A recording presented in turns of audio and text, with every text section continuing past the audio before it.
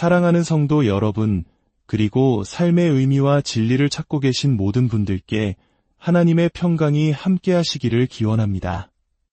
오늘 말씀을 듣기 전에 잠시 시간을 내어 구독과 좋아요를 눌러주시면 이 은혜의 메시지가 더 많은 영혼에게 전달되는 귀한 통로가 될 것입니다.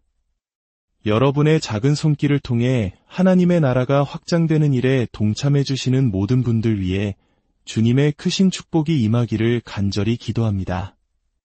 이제 우리의 마음을 열고 살아계신 하나님의 음성에 귀 기울이는 시간을 갖겠습니다. 함께 기도하며 시작하겠습니다. 하늘에 계신 우리 아버지 하나님, 지금 이 순간 하늘 보좌에 앉아온 세상을 다스리시는 주님을 인정하고 경배합니다. 주님보다 위대하신 분은 없으며 주님보다 더 큰 것은 아무것도 없습니다. 모든 것이 주님의 주권 아래 있음을 고백합니다. 하나님, 저희는 아무것도 아님을 고백하며 주님 앞에 나아옵니다. 저희가 지금 이 순간 숨쉬고 있는 것조차 오직 주님의 은혜 덕분입니다. 주님은 참으로 아름답고 놀라우신 분이시기에 저희는 감히 어떤 것도 요구할 수 없습니다. 그저 주님의 임재 안으로 들어올 수 있도록 허락하신 그 은혜에 감사드릴 뿐입니다. 그러나 주님께서는 저희에게 간구하라고 말씀하셨습니다. 이 시간, 이 자리에 함께한 모든 어머니들을 위해 간구합니다. 그들을 계속해서 강하게 붙들어 주시옵소서. 특별히 자녀들이 주님을 따르지 않아 힘들어하는 어머니들을 위해 기도합니다. 그들은 주님을 너무나 사랑하고 자신의 자녀들도 그 사랑을 알기 원하지만 오직 주님만이 그들의 마음을 돌이킬 수 있음을 압니다. 주님, 친히 그 자녀들을 주님께로 이끌어 주시옵소서. 또한 주님의 말씀으로 자녀를 양육하기 위해 애쓰는 믿음의 어머니들에게 새로운 힘과 담대함을 주시옵소서. 세상 사람들이 너무 심각하게 믿지 말라, 적당히 하라고 말할 때 흔들리지 않고 믿음의 길을 걸어갈 용기를 허락하여 주시옵소서. 때로는 자녀들마저 그 가르침에 저항할지라도 끝까지 올바른 길로 인도할 수 있는 굳건함을 주소서. 이 자리에 있는 모든 자녀들을 위해서도 기도합니다. 오늘 이 아침 그들이 스스로를 낮추게 하시고 주님께서 의도하신 대로 부모님을 존경하고 사랑하는 법을 배우게 하옵소서. 마지막으로 아직 주님을 알지 못하는 모든 영혼을 위해 기도합니다. 오늘 이 시간이 끝나기 전에 이 모든 세상이 주님을 중심으로 돌아가고 있으며 주님이야말로 우리가 따르고 예배하기에 합당한 위대한 하나님이심을 깨닫게 하여 주시옵소서. 아름다우신 우리 주 예수 그리스도의 이름으로 기도합니다. 아멘. 몇 주 전 저는 사도행전 20장의 말씀을 나누었습니다. 사도 바울이 에베소 교회를 떠나면서 자신이 전해야 할 모든 것을 남김없이 전했기에 거리낄 것이 없는 양심으로 떠난다고 말하는 장면입니다. 저 또한 이곳을 떠나기 전에 성경에서 거듭 강조되는 가장 중요한 진리들을 다시 한번 여러분의 마음에 새기고 싶다는 소망을 나누었습니다. 이제 떠날 날이 가까워지면서 정말 마지막으로 남기고 싶은 두 가지 핵심 메시지는 무엇일까? 고민해보니 두 가지가 아니라 10가지, 20가지도 넘는 것 같았습니다. 그 모든 것을 짧은 시간 안에 나누고자 합니다. 많은 분들이 저와 제 아내가 이 변화의 시기를 어떻게 보내고 있는지 물어봐 주시고 저희를 위해 기도하고 있다고 말씀해 주셨습니다. 그 마음에 깊이 감사드립니다. 저희 부부는 아주 잘 지내고 있습니다. 오히려 그 어느 때보다 저희의 결혼 생활은 견고하며 주님이 주신 사명에 더욱 집중하고 있습니다. 하지만 동시에 저희는 사람들의 이런 말을 자주 듣습니다. 꼭 그렇게까지 할 필요는 없잖아요. 당신 자신과 자녀들을 위해 돈을 쓰고 편안한 미래를 준비해도 하나님은 괜찮아 하실 겁니다. 하나님이 그것 때문에 화내시진 않을 거예요. 물론 맞는 말입니다. 그리스도 안에서 우리에게는 자유가 있습니다. 하지만 제 마음속에는 이런 질문이 떠나지 않습니다. 그리스도를 바라볼 때 그저 편안함에 머물고 싶은 마음만 드는 것이 과연 옳은가? 오늘 우리가 읽은 빌립보서 2장의 말씀처럼 예수님께서는 하늘 보좌를 버리지 않으셔도 되었습니다. 그분은 하나님과 동등된 분이셨고 그 모든 영광을 누릴 자격이 있으셨습니다. 하지만 그분은 그 권리에 집착하지 않으셨습니다. 오히려 자신을 비워 종의 형체를 가지셨고 우리를 위해 십자가에서 죽기까지 자신을 낮추셨습니다. 성경은 우리에게 너희 안에 이 마음을 품으라 곧 그리스도 예수의 마음이니 라고 말씀합니다. 우리가 무엇을 얻을 수 있는지, 무엇을 누릴 자격이 있는지, 내가 가진 권리가 무엇인지를 생각하는 것이 아니라 더 많은 것을 붙잡으려 하는 세상의 방식과는 반대로 사는 것이 그리스도의 마음이라는 것입니다. 제가 처음 사역을 시작했을 때 저는 2가지 길을 보았습니다. 하나는 모든 것을 포기하고 낯선 땅으로 떠나 그리스도처럼 고난받는 선교사의 길이었습니다. 다른 하나는 미국에서 교회를 성장시키고 그에 따라 더 많은 것을 누리고 더 유명해지고 자신을 위해 더 많은 것을 챙길 수 있는 목회자의 길이었습니다. 저는 이것이 참 이상하게 느껴졌습니다. 미국에 있으면서도 세상의 성공 사다리를 오르지 않고 마치 선교사처럼 살 수는 없을까? 저와 아내는 교회가 거실에서 시작되든 얼마나 커지든 우리의 생활 수준을 계속해서 높이지는 말자고 처음부터 다짐했습니다. 세상은 그것이 괜찮다고 말하지만 성경은 그렇게 말하고 있지 않았기 때문입니다. 끝없이 더 나은 삶을 추구하는 것은 세상의 방식이지 예수님의 방식이 아니었습니다. 제 안에 성령님이 오신 이후로 제 마음속에는 항상 그리스도를 닮고 싶다는 갈망이 있었습니다. 그 길에서 벗어날 때마다 평안을 잃었습니다. 이제 저희 부부는 단순히 더 높이 올라가지 않고 유지하는 수준을 넘어 우리가 누릴 수 있고 노력해서 얻었고 가질 자격이 있는 것보다 더 낮은 자리에서 살아가기로 결단하는 새로운 삶의 단계에 들어섰습니다. 우리 삶을 통해 예수 그리스도의 모습을 조금이라도 보여주고 싶기 때문입니다. 이것은 저희에게 참으로 흥분되는 시간입니다. 요한일서 3장 16절은 이렇게 말씀합니다. 그가 우리를 위하여 목숨을 버리셨으니 우리가 이로써 사랑을 알고 우리도 형제들을 위하여 목숨을 버리는 것이 마땅하니라. 누가 이 세상의 재물을 가지고 형제의 궁핍함을 보고도 도와줄 마음을 닫으면 하나님의 사랑이 어찌 그 속에 거하겠느냐.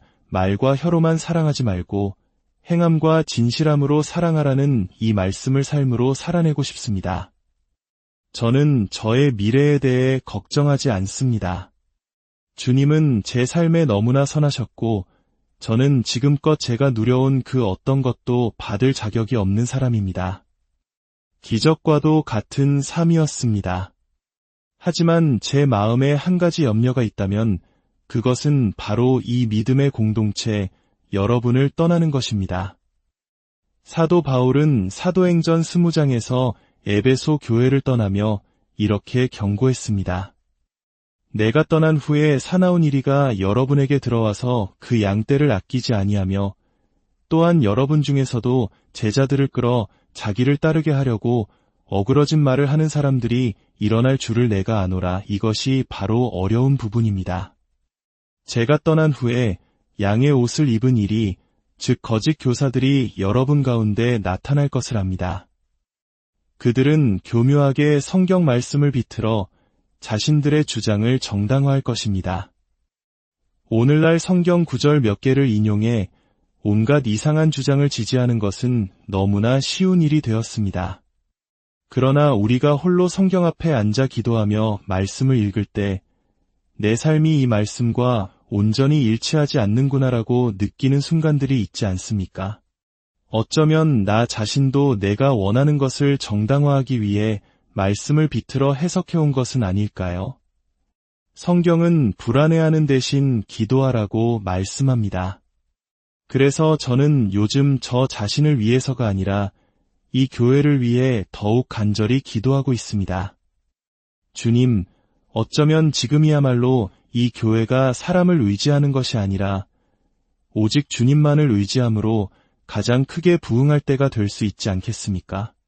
이 모든 것이 한 사람의 사역이 아니라 처음부터 끝까지 주님의 능력이었음을 보여주시옵소서. 사람이 스스로를 낮추고 하나님만을 의지할 때 놀라운 일이 일어나는 것을 우리는 성경에서 봅니다. 여러분이 그 어느 때보다 기도에 힘쓰고 주님께서 이 교회 위에 성령을 부어주셔서 이 모든 것이 주님의 역사였음을 증명하게 되기를 기도합니다. 사탄은 이 공동체가 무너지기를 바라겠지만 하나님은 기도하는 백성을 통해 위대한 일을 행하십니다. 이사야 40장 22절은 저에게 큰 평안을 주는 말씀입니다. 그는 땅 위 궁창에 앉으시나니 땅에 사는 사람들은 메뚜기 같으니라. 그가 하늘을 차일같이 펴셨으며 거주할 천막같이 치셨고 기인들을 패하시며 세상의 사사들을 헛되게 하시나니 그들은 겨우 심기고 겨우 뿌려졌으며 그 줄기가 겨우 땅에 뿌리를 박자고 하나님이 입김을 부시니 그들은 말라 회오리 바람에 불려가는 초계 같도다. 여러분, 이 말씀을 진정으로 믿으십니까? 지금 이 순간 온 땅 위에 앉아 계시며 우리를 메뚜기처럼 내려다보시는 하나님이 계심을 믿는다면 우리의 삶은 어떻게 달라질까요? 세상의 어떤 권력자라도 그분이 입김 한번 부시면 마른 풀처럼 사라져 버린다는 것을 믿는다면 우리가 기도 외에 무엇을 더 의지하겠습니까? 앞으로 이 교회가 부흥할지 아닐지를 결정하는 것은 오직 하나님 한 분이십니다. 한 학생이 이런 간증을 했습니다. 발표를 앞두고 너무 떨려서 하나님, 제발 나타나 주세요. 제발 함께 해주세요라고 간절히 기도했는데 그 순간 이 파티는 원래 내 것이었고 내가 너를 초대한 것이란다라는 하나님의 음성이 마음에 들려왔다고 합니다. 참으로 위대한 깨달음입니다. 우리는 종종 우리가 무언가를 시작하고 하나님께 제발 도와주세요라고 간구하지만 진실은 이 모든 것이 처음부터 하나님의 파티였단 것입니다. 하나님은 그분의 일을 행하고 계셨고 우리를 그 영광스러운 파티에 초대해 주신 것입니다. 모든 것은 하나님에 관한 이야기이며 우리는 그분의 주권적인 능력을 이해해야 합니다. 성경에서 하나님의 주권을 가장 깊이 깨달았던 인물이 누구라고 생각하십니까? 다니엘, 요셉, 욥, 바울. 모두 훌륭한 대답입니다. 하지만 저는 오늘 한 사람을 특별히 이야기하고 싶습니다. 바로 바벨론의 왕 느부갓네살입니다. 그는 다니엘서 4장 35절에서 이렇게 고백합니다. 땅의 모든 사람들을 없는 것 같이 여기시며 하늘의 군대에게든지 땅의 사람에게든지 그는 자기 뜻대로 행하시나니 그의 손을 금하든지 혹시 이르기를 내가 무엇을 하느냐고 할 자가 아무도 없도다. 이것은 실로 엄청난 고백입니다. 온 세상의 모든 사람, 모든 천사를 다 모아도 하나님 앞에서는 없는 것과 같다는 것입니다. 모든 인류가 한 목소리로 하나님, 우리는 반대합니다. 라고 외쳐도 하나님은 당신의 뜻대로 행하십니다. 그 누구도 그분의 손을 막을 수 없고 그분이 행하신 일에 대해 왜 그렇게 하셨습니까? 라고 물을 수도 없습니다. 느부갓네살 왕이 어떻게 이런 깊은 깨달음을 얻게 되었을까요? 이 고백이 있기 전 그는 바벨론 궁전 옥상을 거닐며 이렇게 말했습니다. 이 큰 바벨론은 내가 내 능력과 권세로 건설하여 나의 도성으로 삼고 이것으로 내 위엄의 영광을 나타낸 것이 아니냐. 그의 교만이 하늘을 찌르던 바로 그 순간 하늘에서 음성이 들려왔습니다. 느부갓네살 왕아, 내게 말하노니 나라의 왕위가 내게서 떠났느니라. 그리고 즉시 그는 사람들 사이에서 쫓겨나 소처럼 풀을 먹고 그의 몸은 이슬에 젖었으며 머리털은 독수리 털과 같이 손톱은 새 발톱과 같이 변해버렸습니다. 세상에서 가장 강력했던 왕이 한순간에 짐승처럼 되어버린 것입니다.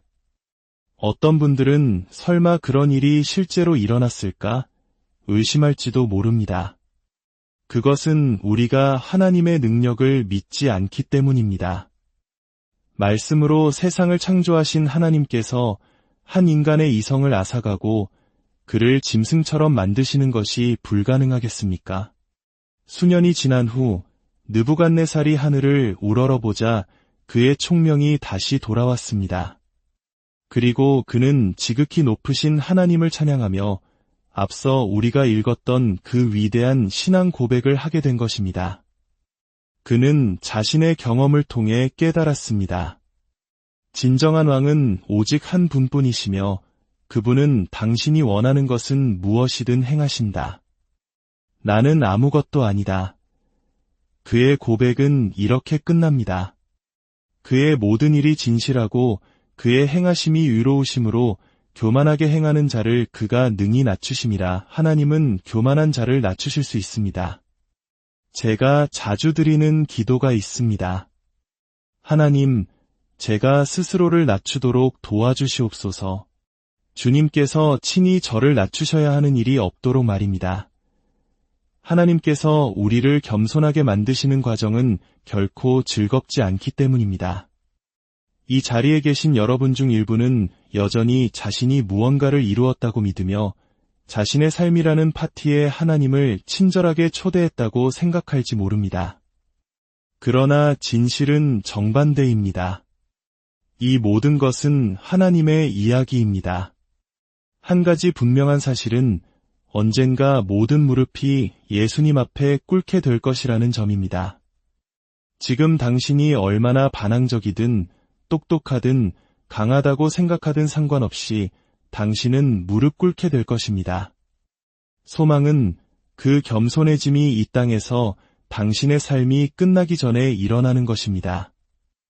이 하나님의 절대적인 주권은 마태복음 28장의 말씀과 연결됩니다. 부활하신 예수님께서 제자들에게 나타나 이렇게 선포하셨습니다. 하늘과 땅의 모든 권세를 내게 주셨으니 죽음을 이기신 그리스도께서 말씀하십니다. 모든 권세가 내게 있다. 하늘의 그 무엇도 땅의 그 무엇도 나를 막을 수 없다. 그리고 이 엄청난 선포 후에 그분은 우리에게 명령하셨습니다. 그러므로 너희는 가서 모든 민족을 제자로 삼아 아버지와 아들과 성령의 이름으로 세례를 베풀고 내가 너희에게 분부한 모든 것을 가르쳐 지키게 하라. 이것이 바로 우리의 사명입니다. 그런데 충격적인 사실은 우리 중 많은 사람들이 단 한 번도 누군가에게 세례를 주거나 제자를 삼아본 적이 없다는 것입니다. 우리의 삶은 위대한 명령과는 거리가 먼 세상의 안락함과 권리를 지키는데 너무나 바쁩니다. 지도자가 떠나면 온갖 다른 가르침이 생겨날 것이라고 성경은 경고합니다. 제 두려움은 노골적으로 반성경적인 가르침이 아니라 바로 우리 자신의 입에서 나올 수 있는 말씀을 비트는 것입니다. 우리가 모두 제자를 삼을 필요는 없어. 나는 내 자녀들을 양육하고 있잖아. 와 같은 변명들입니다. 물론 자녀 양육은 중요하지만 그것이 다른 이들의 삶에 투자하지 않아도 된다는 면죄부가 될 수는 없습니다. 교회는 본래 음악과 설교를 평가하고 마음에 들지 않으면 다른 곳으로 옮겨가는 소비적인 공간이 아니었습니다. 교회는 세상에 나가 제자를 삼다가 상처 입고 지친 영혼들이 함께 모여 서로를 위로하고 상처를 싸매주며 다시 세상으로 파송하는 영적 야전 병원과 같은 곳이었습니다. 저는 오랫동안 이 교회를 떠날 수 없었습니다. 제가 떠나면 교회가 잘못된 길로 갈까봐 염려했고 많은 사람들을 신뢰하지 못했기 때문입니다. 하지만 지난 몇 년간 저는 이 교회의 장로님들과 리더들을 보며 마음의 평안을 얻게 되었습니다. 저는 그들을 신뢰합니다. 그들의 삶과 가르침 속에서 살아계신 그리스도를 봅니다. 그들은 저보다 더 이 교회를 사랑하고 더 많이 기도하며 더 열심히 섬깁니다. 하나님께서는 결코 당신의 양들을 목자 없이 내버려 두지 않으신다는 것을 저는 확신합니다. 문제는 여러분이 그들을 따를 것인가 하는 점입니다. 히브리서 13장 7절은 말합니다. 하나님의 말씀을 너희에게 일러주고 너희를 인도하던 자들을 생각하며 그들의 행실의 결말을 주의하여 보고 그들의 믿음을 본받으라. 훌륭한 가르침을 주는 사람은 많지만 그들의 삶을 보십시오. 그들의 삶이 예수님을 닮았습니까? 그것이 핵심입니다. 저는 여러분이 이 교회의 새로운 지도자들의 믿음을 본받기를 바랍니다. 이제 몇 주 후면 저는 떠납니다. 하지만 이 교회의 DNA는 변하지 않을 것입니다. 왜냐하면 제자 삼는다는 것은 바로 이런 것이기 때문입니다. 누군가를 훈련시키고 함께 살고 그들이 당신이 하던 일을 계속해서 해나가도록 하는 것. 저는 이 교회의 다음 단계를 생각하면 흥분됩니다. 여러분이 기도로 새로운 리더들과 함께 해주시기를 간절히 바랍니다. 모든 것이 하나님의 손에 달려 있고 이곳이 하나님의 파티라면 우리가 할 일은 그분 앞에 나아와 간구하는 것뿐입니다. 어쩌면 오늘 이 아침 하나님께서 처음으로 당신을 겸손하게 만드셨을지도 모릅니다. 이 삶이 당신의 파티가 아니며 당신에 관한 이야기가 아님을 깨닫고 그분의 파티에 참여하고 싶어졌을지도 모릅니다. 예수님께서 당신을 위해 하늘을 버리고 이 땅에 오셔서 십자가에서 죽으시고 부활하셨다는 사실을 오늘 처음으로 이해했을 수도 있습니다. 그분의 영이 당신 안에 거하기를 원하신다면 예배 시간 동안 앞에 있는 목회자들에게 나아오십시오. 제가 신뢰하는 그들이 당신과 함께 기도하고 당신의 삶을 인도해 줄 것입니다. 이제 우리 함께 우리가 누구를 예배하는지 다시 한번 생각하며 온 마음을 다해 그 위